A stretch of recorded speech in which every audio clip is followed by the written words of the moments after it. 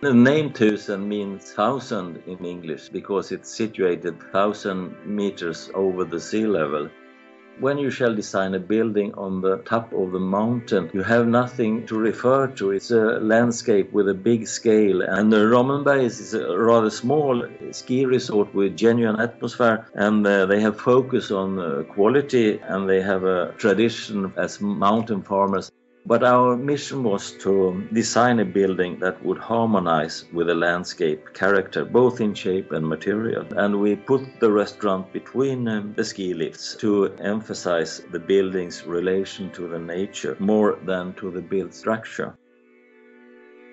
It also has been an ambition to have a nice situation for hikers during the summertime. So therefore we have a material on the facade, the birch logs that you can see close to the buildings. It's situated exactly in the border between the mountain where no trees is and border where the trees and the birch started to grow. The restaurant has place for 125 guests in 2 floors and a mezzanine floor, and takes its fresh water from a nearby spring. It has its own sewage treatment facility. To make as little impact as possible to the environment, we used poles, and we used also some of the holes for heating the building and to drill for the water. I like that we could use a material that is very common but not used in this way in Sweden otherwise than in the Sami people. So the birch logs and the facade and the round shape that makes the wind pass and the snow stay on the building. So when it's very much snow and wind in the winter, it's almost white as the surroundings. And during the summer, when the birch logs and the birches stands beside, it's about the same color. In the interior, we try to use bark on the walls so you can feel the atmosphere of nature when you enter it too, because of the carpet that has the same color as the moss around. And the bio-fireplace also play a role in the interior because it gives a warm and inviting atmosphere.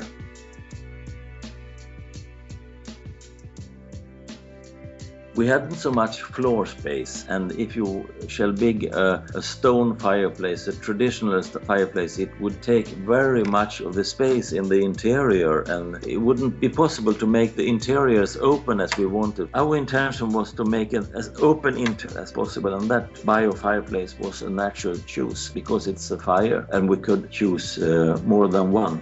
It's very common in Swedish traditional houses, but it's not so common today to make it of stone. It's more like metal fireplaces that not take so much space in the interior. And the reason that you use it in a house in Sweden is because of the atmosphere of a fireplace, of course, but also sometimes you turn down the temperature in the building, so it's an easy way of warming up the building when you enter the house, the vacation house. In the traditional villas, it's not as common as in vacation houses in the mountains and in the summer houses.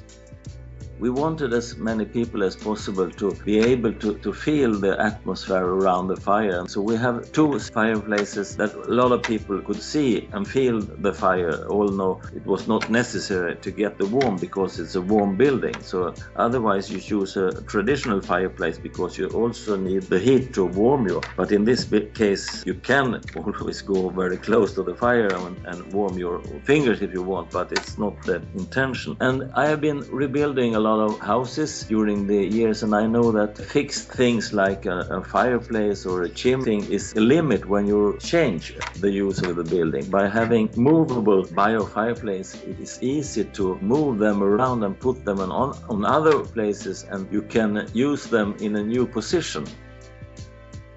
The reasons that we used bio-fireplace, it was because of its mobility and because the openness and still have the warmth of a fire could make a good atmosphere in the interior. I think the ethanol fires are very suitable for the Scandinavian design at the moment. The cleanness and the simpleness of them are very useful in the modern houses. In new Scandinavian houses, I think there's a lot of solutions that makes them very useful, and I think they have a future in Sweden.